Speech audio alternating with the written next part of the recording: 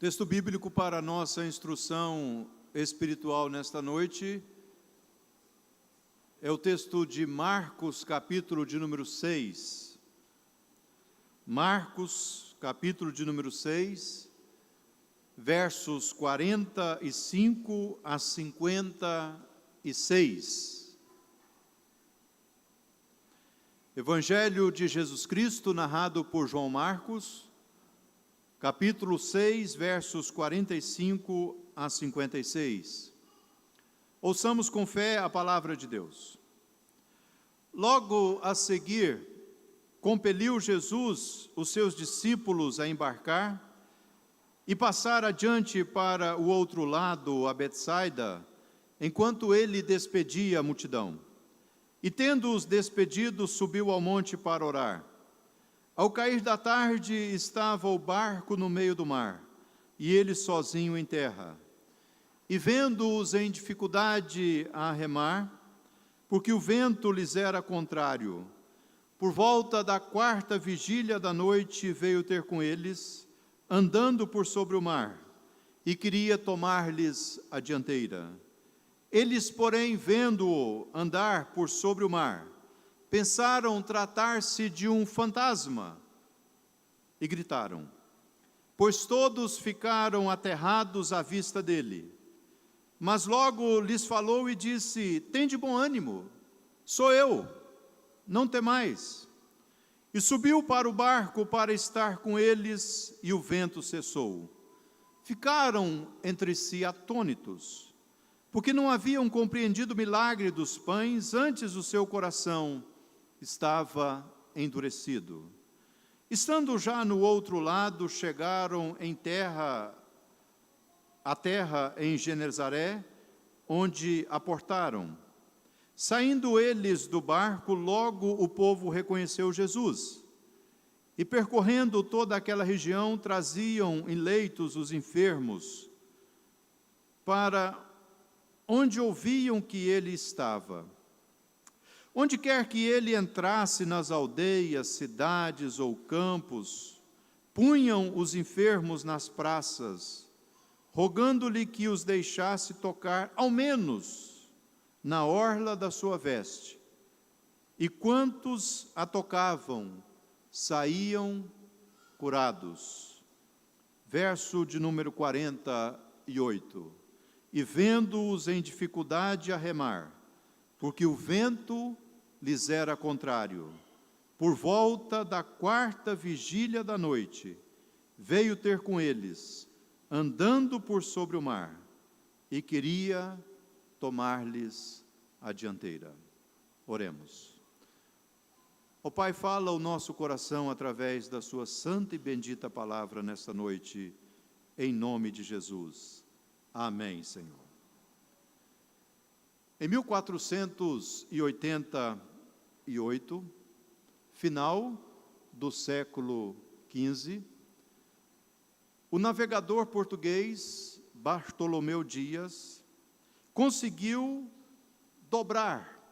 atravessar o Cabo das Tormentas, que liga dois oceanos, o Oceano Atlântico e o Oceano Índico.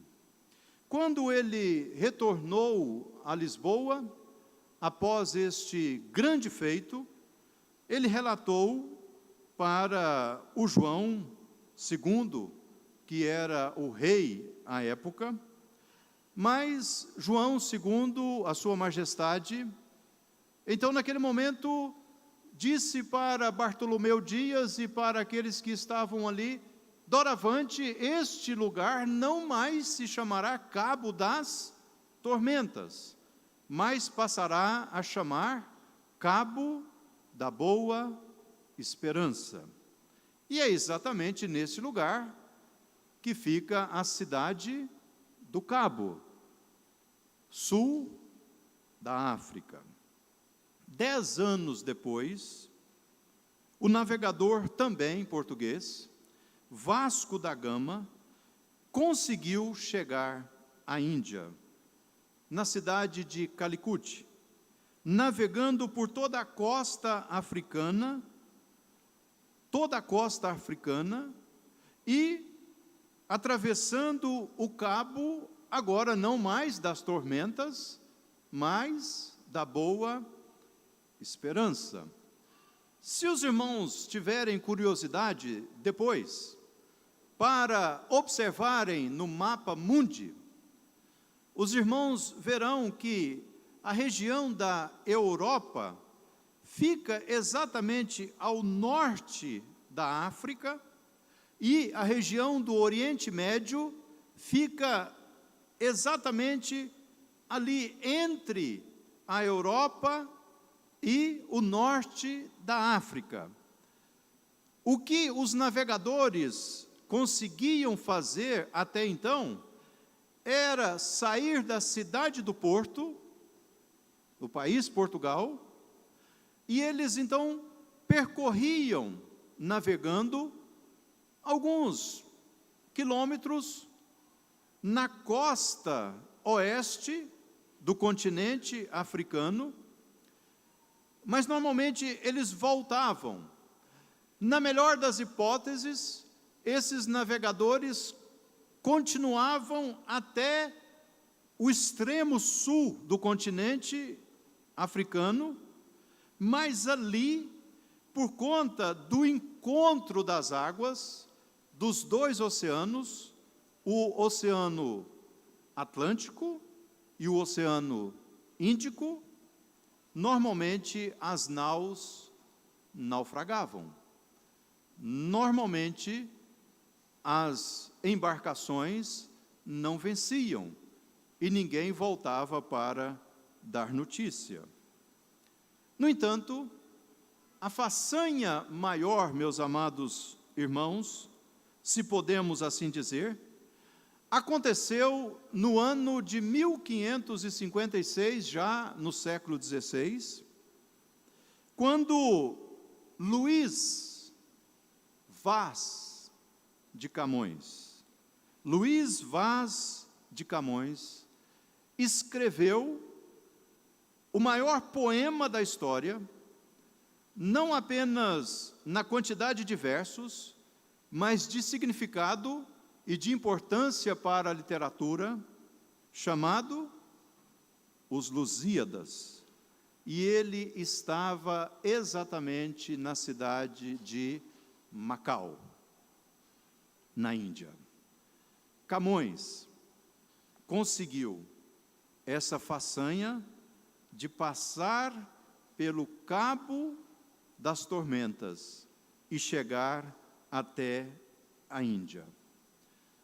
Mas para aqueles que já leram um pouco da história de Camões, e para aqueles que já leram alguns versos dos Lusíadas, no período de ensino médio, ou mesmo na faculdade, devem se lembrar que exatamente no meio da obra, que é uma obra extremamente extensa, Camões faz referência, agora já a uma situação passada, obviamente, a uma situação já vencida, porque o cabo já não era mais das tormentas desde Bartolomeu Dias, e depois com Vasco da Gama, mas agora era o cabo da Boa Esperança, inclusive ele conseguiu chegar a Macau, na Índia.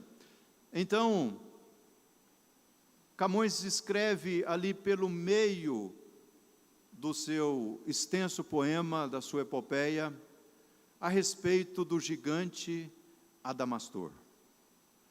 O gigante Adamastor é descrito por Luís Vaz de Camões, ao mesmo tempo como sendo uma grande nuvem, ao mesmo tempo como sendo um grande monstro marinho, ao mesmo tempo como sendo algo que era indescritível. E era exatamente o gigante Adamastor, segundo Luís Vaz de Camões, um personagem da mitologia que causava as tormentas. Não sabemos se Bartolomeu Dias fez uma oração forte quando ele chegou por ali, e aí então o gigante Adamastor saiu fora. Não sabemos se Vasco da Gama também, ao passar por ali, fez uma oração forte e este gigante Adamastor foi embora.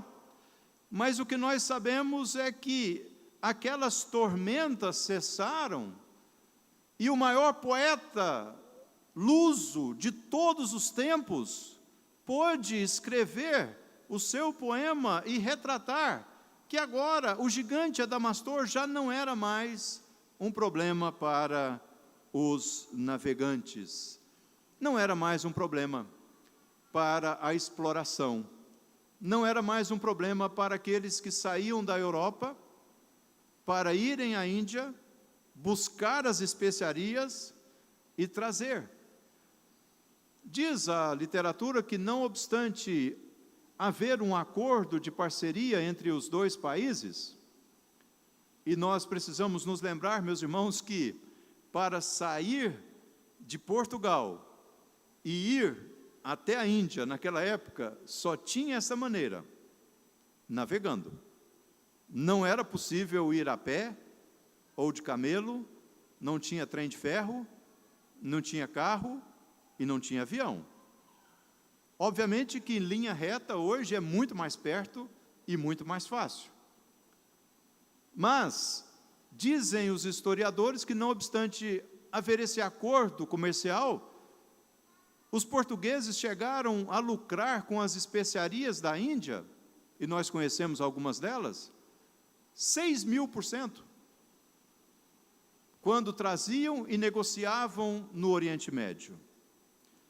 Mas, meus irmãos, o texto bíblico que nós acabamos de ler, narrado por João Marcos, nos dá conta de um episódio ocorrido com os discípulos de Jesus no mar da Galileia, ou lago de Genezaré, ou mar de Tiberíades, que é a mesma coisa. Era um grande lago de água doce. E nesse episódio, os discípulos de Jesus enfrentam uma grande tormenta.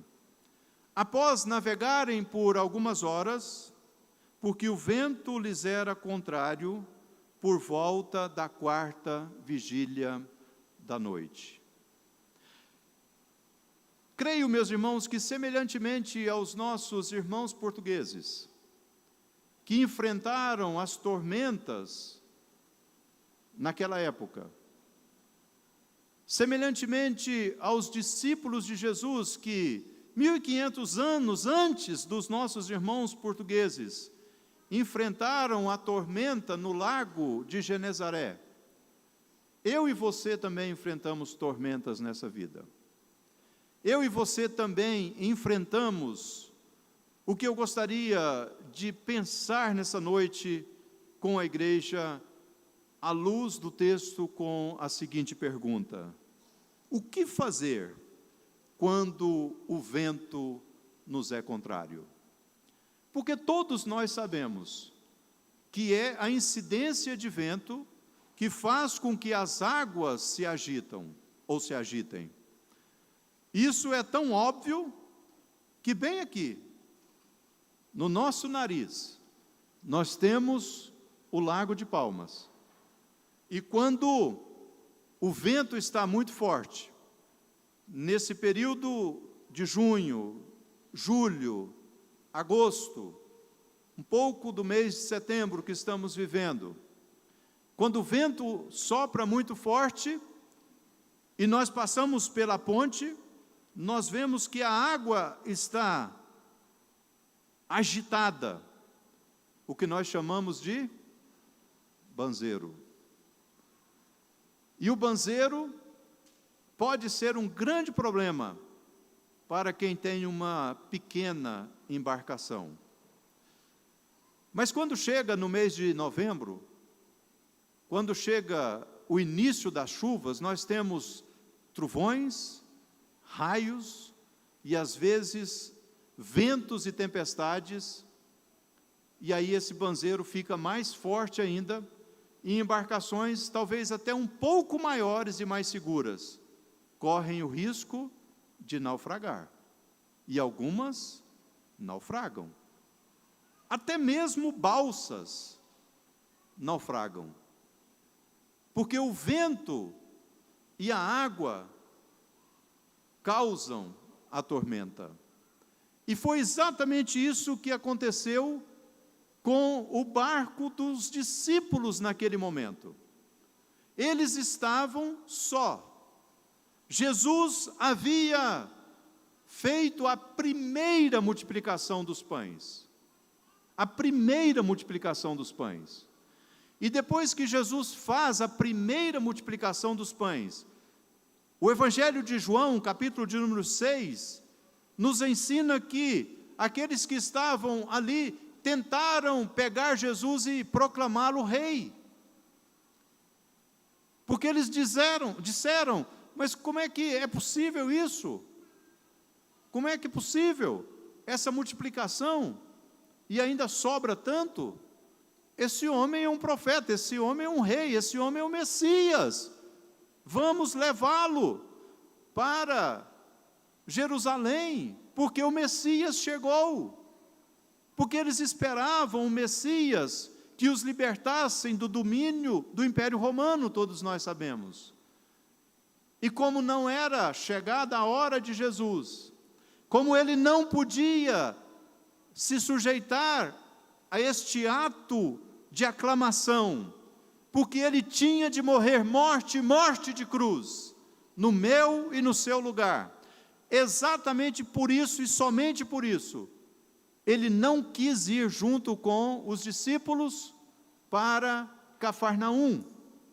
Ele ficou só em terra, os compeliu, os empurrou, os obrigou a embarcar e a atravessarem o lago de Genezaré para o outro lado, para Betsaida, que é casa de misericórdia, mas ele ficou, porque depois ele iria andando por sobre as águas. Ele ficou porque certamente, quando aqueles homens vissem os discípulos no barco, e se Jesus estivesse com ele, eles iam tentar agarrá-lo de alguma forma e tentar proclamá-lo rei, mas ele não veio para este fim. Por isso ele deixou os discípulos irem. Aliás, ele empurrou, ele obrigou, porque o texto compeliu significa forçou. Eles deveriam passar pelo que passaram. Eles precisariam passar por esta provação. Eles precisariam enfrentar o vento contrário, soprando contra o barquinho deles. Tudo isso era necessário na vida deles. Então, meus irmãos, a semelhança do que aconteceu com os discípulos, a semelhança do que aconteceu com os navegadores portugueses, também nós precisamos enfrentar os ventos contrários. Os ventos contrários estão aí dia a dia batendo contra a nossa vida. E a pergunta que nós devemos fazer é essa: o que fazer quando o vento nos é contrário? O que fazer quando o vento nos é contrário? Em primeiro lugar, compreender que Jesus quer dirigir a nossa vida. É isso que nos diz o verso de número 48. E vendo-os em dificuldade a remar, porque o vento lhes era contrário, por volta da 4ª vigília da noite, veio ter com eles andando por sobre o mar, e queria tomar-lhes a dianteira. O que fazer quando o vento nos é contrário? Compreender que Jesus quer dirigir a nossa vida. Eu confesso para os irmãos que não tenho uma interpretação fechada sobre o fato do momento em que eles passaram por aquela provação. Porque olhemos para o texto, no verso 45, no verso 46, nós lemos que Jesus exigiu que eles embarcassem, que eles fossem para o outro lado, e ele despediu a multidão. Depois ele foi para o monte orar, e aí o verso 47 nos ensina que ao cair da tarde estava o barco no meio do mar, e ele sozinho em terra, ou seja, ele estava longe dos discípulos. E aí o que eu não consigo fechar é que, qual foi o momento que Jesus os viu em dificuldade a remar? Foi ao cair da tarde? E Jesus só foi ter com eles na quarta vigília da noite? Ou eles passaram a ter dificuldade em remar exatamente na quarta vigília da noite? Eu não consigo definitivamente dizer para os irmãos. Eu sei dizer para os irmãos que a quarta vigília da noite era o período das 3 às 6 horas da manhã. Este era o momento da quarta vigília da noite. Então, definitivamente, eu não sei dizer quanto tempo durou a aflição deles. Se durou desde o cair da tarde até as 3 horas da manhã, 4 horas da manhã, ou se foi algo mais rápido, e exatamente nesse momento Jesus foi lá e tomou a dianteira. Não sei. E creio que não nos importa saber isso também. Porque o que nos importa saber não é o tempo que Deus permite que passemos pela provação, mas é o fato de que Jesus quer dirigir a nossa vida. Porque há provações, meus irmãos, que nós vamos passá-las por toda a nossa vida. Paulo, inclusive, nos ensina isso, na segunda carta que ele escreveu aos Coríntios. Por 3 vezes, pedi ao Senhor que afastasse de mim aquele espinho que me esbofeteava, mensageiro de Satanás. Por 3 vezes, mas o Senhor respondeu: a minha graça te basta. A minha graça te basta. Quem sabe nós vamos enfrentar certas angústias e aflições.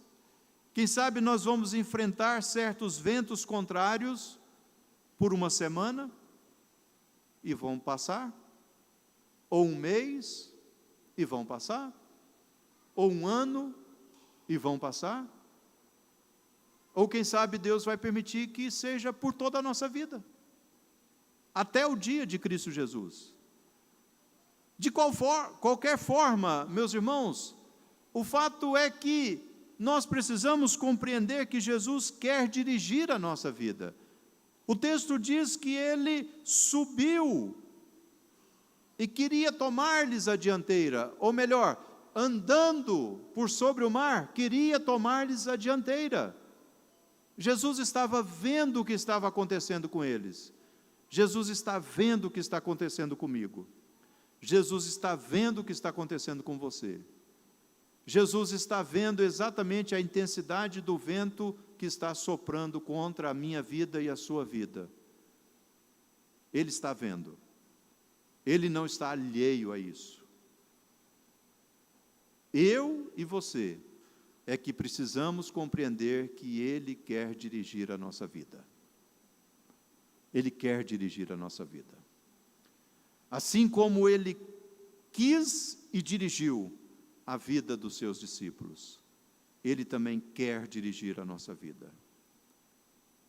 Nós precisamos, dia a dia, observar o que o Salmo 37 nos ensina: entregar o nosso caminho ao Senhor, confiar nele, porque o mais Ele fará. Dia a dia nós precisamos descansar no Senhor. Dia a dia, meus irmãos, nós precisamos entender que Jesus mesmo disse: eis que estou convosco todos os dias, até a consumação dos séculos. O que fazer quando o vento nos é contrário? Compreender que Jesus quer dirigir a nossa vida. Mas, em segundo lugar, o que fazer quando o vento nos é contrário, meus irmãos? Observemos o verso de número 49, mas também o verso de número 50. Eles, porém, vendo andar sobre o mar, pensaram tratar-se de um fantasma e gritaram, pois todos ficaram aterrados à vista dele. Mas logo lhes falou e disse, tende bom ânimo, sou eu, não temais. O que fazer quando o vento nos é contrário? Em segundo lugar, não darmos lugar ao medo e ao desespero. Não darmos lugar ao medo e ao desespero. O Salmo de número 46, que nós lemos no início, diz, não temeremos, ainda que a terra se transtorne, as águas tumultuem e espumejem, e na sua fúria os montes estremeçam. O Salmo 112, que nós lemos dias atrás, nos diz que o justo não se atemoriza de más notícias. Antes o seu coração firme, bem firmado no Senhor, confia no Senhor. Esse fato deles pensarem que Jesus era um fantasma, era algo que fazia parte da cultura judaica. E não só da cultura judaica. Quem aqui nunca teve medo de assombração? Quem aqui nunca foi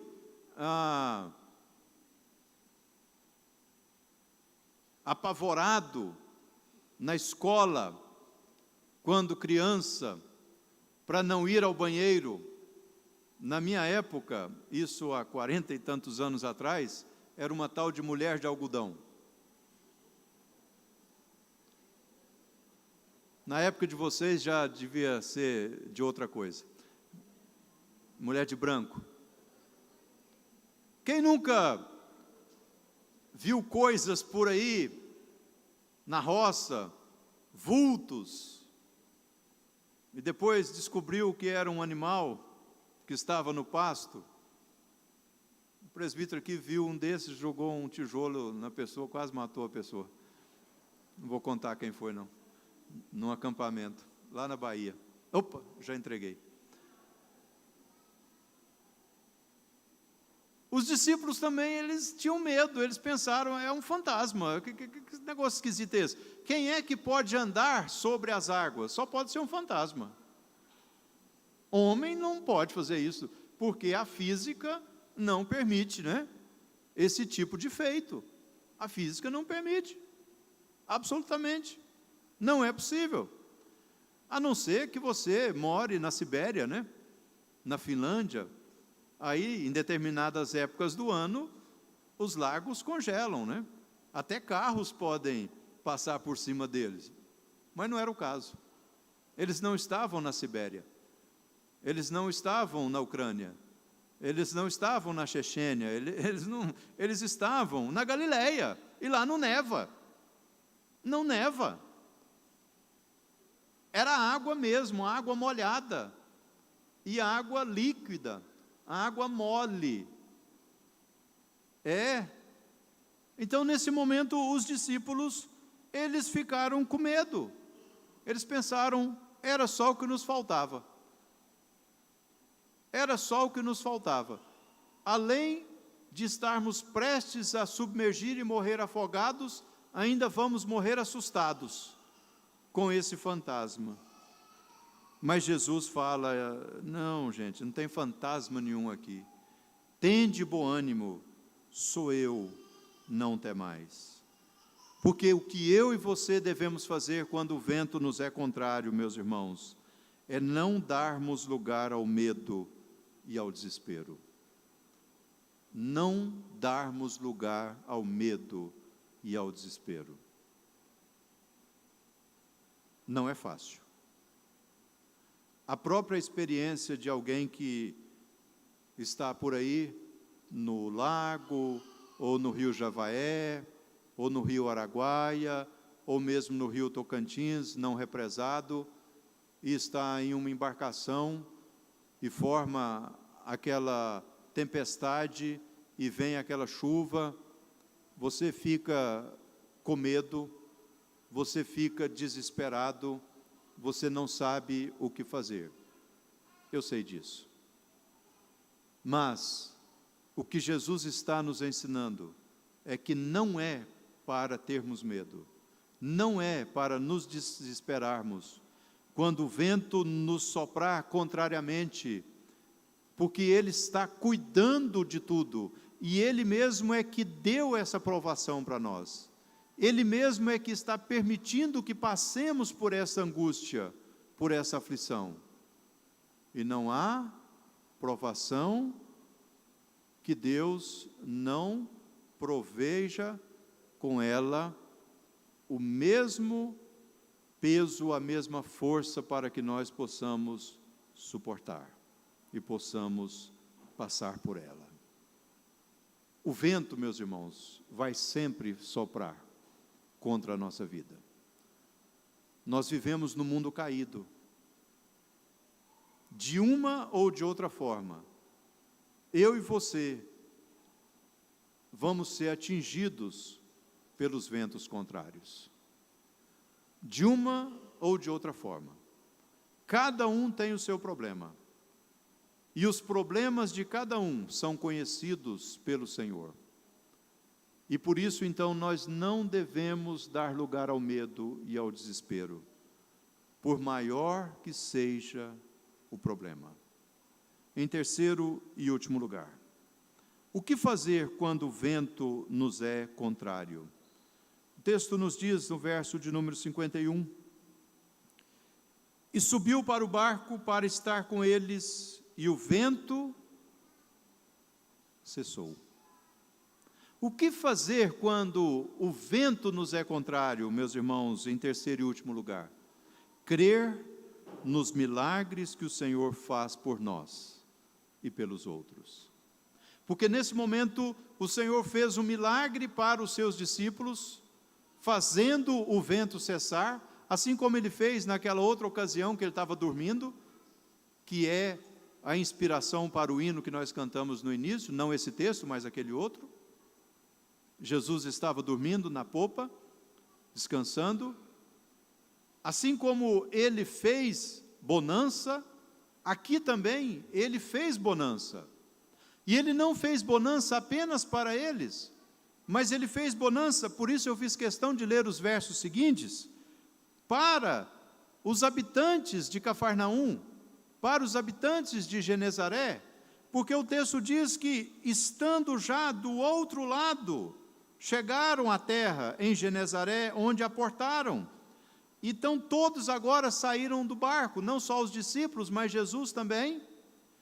E percorrendo aquela região, o que as pessoas faziam? Traziam os leitos, ou em leitos, os enfermos, para onde viam que Jesus estava. E onde quer que ele entrasse, nas aldeias, cidades ou campos, punham os enfermos nas praças, rogando-lhe que deixasse tocar ao menos na orla da sua veste. E quando tocavam, eram curados.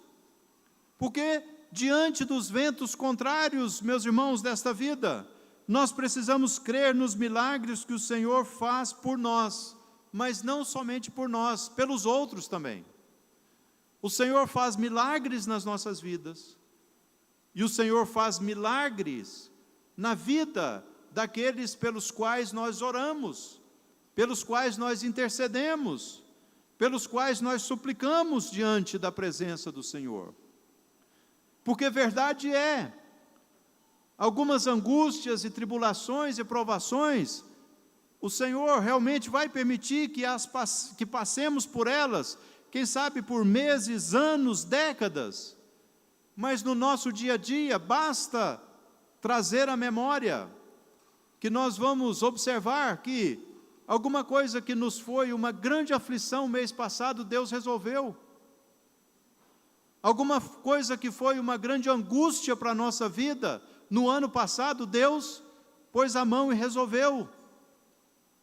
Alguma coisa que foi grande demais, 3, 4, 5 anos atrás, o Senhor Jesus fez milagre e resolveu. Basta trazer a memória, meus irmãos, basta trazer a memória. Eu tenho certeza que se nós tivéssemos aqui um momento de testemunho, vocês iriam dizer, sim, passei por tribulação, passei por angústia, passei por aflição, mas naquele momento eu recebi este milagre de Deus na minha vida, e aquela situação foi resolvida, aquele problema foi solucionado. Eu pelo menos tenho muitos testemunhos para dizer. Aliás, eu tenho testemunho de coisa recente para dar. Mas eu também tenho consciência que vivemos no mundo caído, e que o vento vai continuar soprando.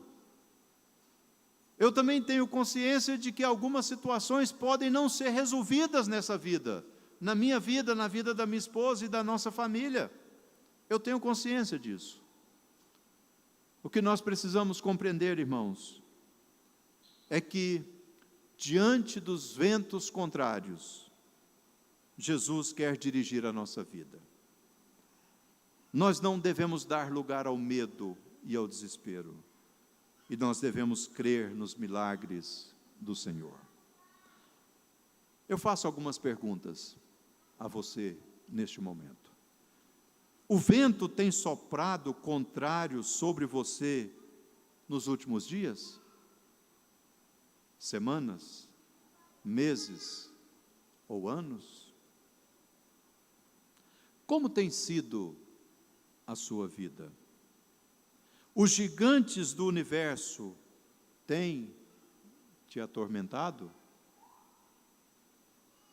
Eu tenho uma última palavra para você. Creia, Deus te dará vitória. Deus te dará vitória. Que o Senhor nos ajude, meus irmãos, e que nós possamos percorrer aí, não o caminho das Índias, mas o caminho para a terra prometida, para Canaã celestial, para uma vida eterna, onde não haverá choro, nem lágrimas, nem tristeza, e nem lembranças do que nós passamos neste mundo. Oremos. Se você deseja